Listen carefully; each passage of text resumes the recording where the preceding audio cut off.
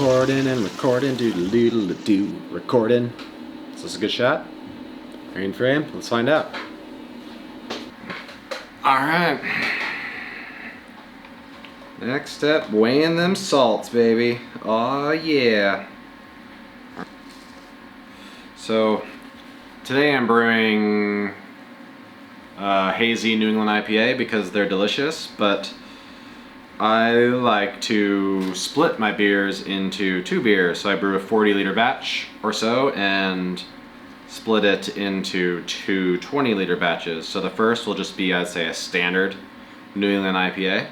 And the second will be a sour New England IPA, I guess, using the Philly Sour. And that shit is legit. I know some people have brewed with it and had kind of mixed results, but this is my fourth time brewing with it, and every single time it is just delicious. And check it out. Mmm. Tasty. Time to pour this shit.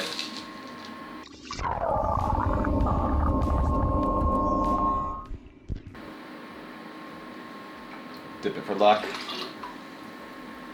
Water chemistry set. So today we have 1 kilo of havre, which is Norwegian for oats. We have 1.5 kilos of høtte, which is Norwegian for wheat. And then we have our beautiful, beautiful Norwegian malt. This is a pale malt, but a lighter color, and it's specifically malted for IPAs and bringing out the hops, and these guys are just straight up awesome. Highly recommend. If you're in Norway, of course. Maybe you can get it outside. Fuck if I know. I really need to get a bigger thing. This thing holds about, Look at that. Boom. 1.5 kilos. It's like I've done this before. And I've found that it really helps to actually grunt in twice. I've increased my efficiency from 55 to 70% just by changing that one step. And I felt like kind of a dumbass afterwards because I felt like my whole life was a lie. I'd just been sitting there grinding once like a fucking moron, and you know how it goes. Pardon the noise. This is what it looks like when you're a moron and you didn't charge your charger for your drill.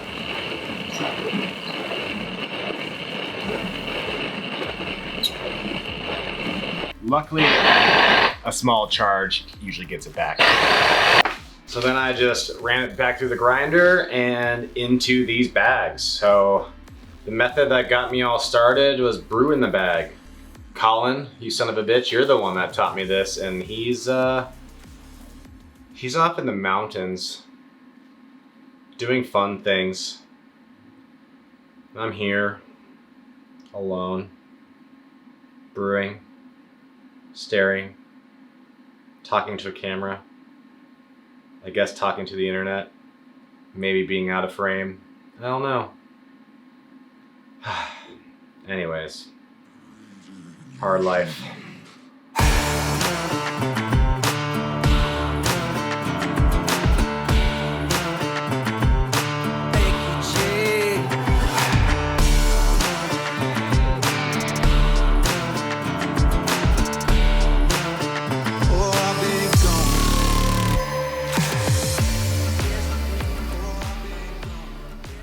Welcome to the classic problem of ski touring.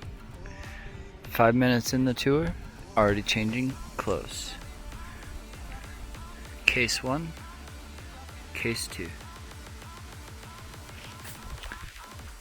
So we're out ski touring Jondalen, and yeah, things are looking really fun, nice to be out of the city.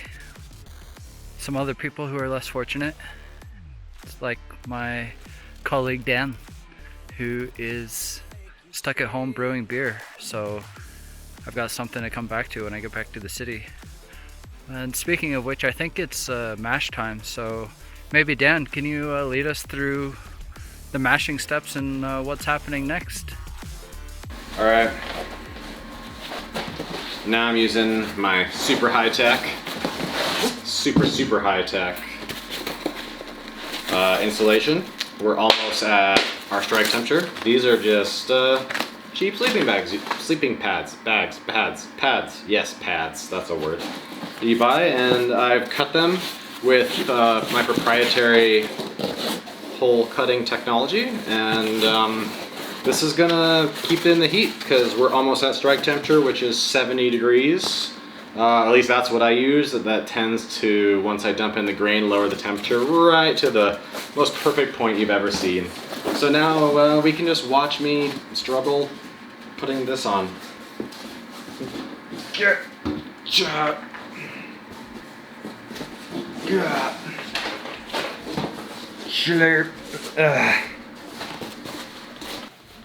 Yeah, so after I mashed at around 68 to, let's say, 62, I just let it, decrease in temperature, and who gives a fuck, it's beer.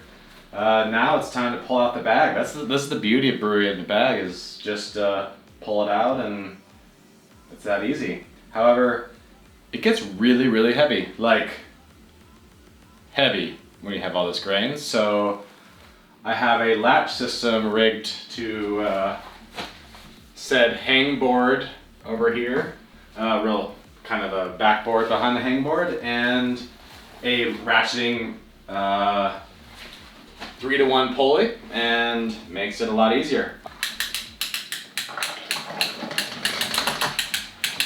And I like this part's the tricky part.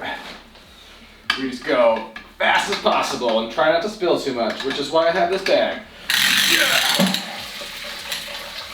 Nailed it.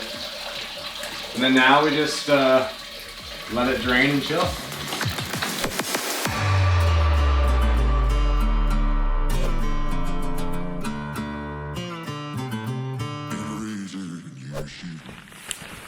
So up here we have Thea and Anetta and Marley. They're skinning their way up to the peak here. It's looking quite nice, and we'll see what happens if the snow stays good. So far, I think on that note we're about to boil. So back to you, Dan. Checking our gravity reading, see where we are pre-boil, and here we go. Oh yeah, we got the shit. Waiting for water to boil. I wonder what Colin's up to.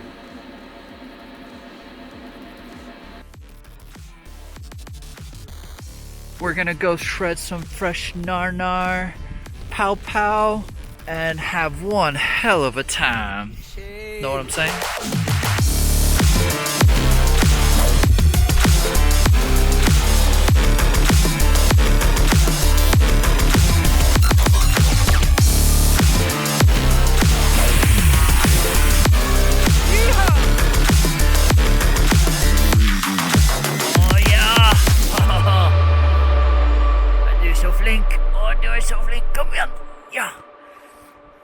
Oh, hi Boof. Hi little Boof. Yeah. It's now time for the hops, so we'll add those. Join me.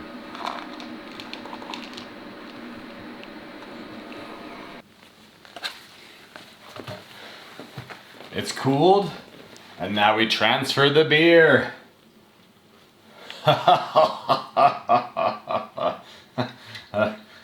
Sorry. I'm filling to around 19 liters because I have this starter that I'm gonna add. This is the starter that I've made. Basically, one of my biggest game changers in home brewing was starting to make starters, and well, I think it's time to cue the B-roll. Hit it.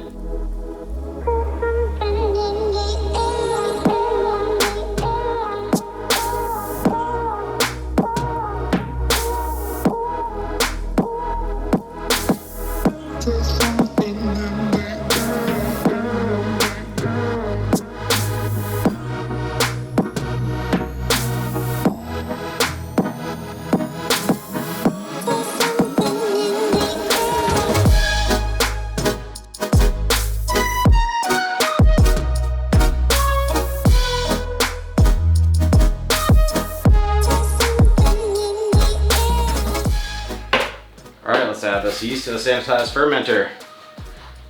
I just pour in the whole starter.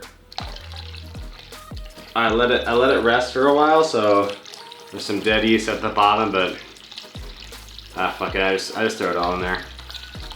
Seriously, do a starter.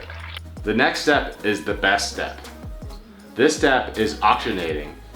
So there's basically two ways you could do it. One, you could just shake it like a motherfucker and break your back, and you're getting about 20% of the oxygen that you should. Or you can inject the oxygen and get it bubble. Get it bubble, you know what I'm saying? Like let's just go with, let's hear it. No, you get what I'm saying? All right, sorry. Let's just do this.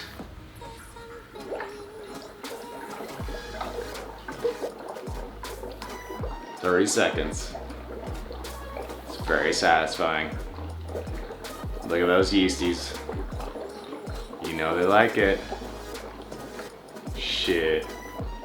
I like to track my fermentations with ye old tilt hydrometer.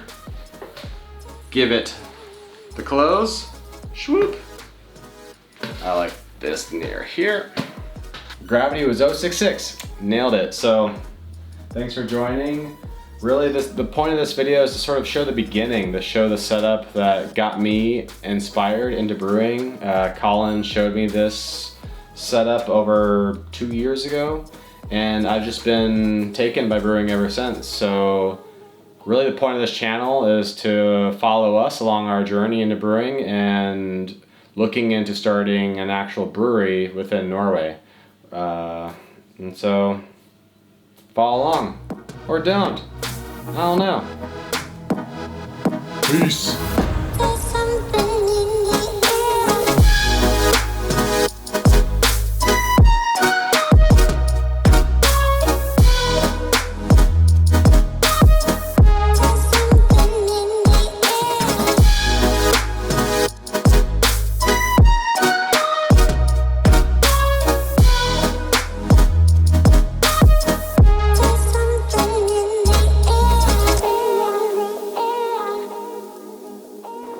How long's it been? I don't know, because I'm talking to the camera, but not 30 seconds because this is too much fun. Latchy latchy, you're a tatchy. Yep, that's the phrase. That's the phrase that people say. Also, don't get the mixer in there. Well, I mean, you can. You just have to pull it out later.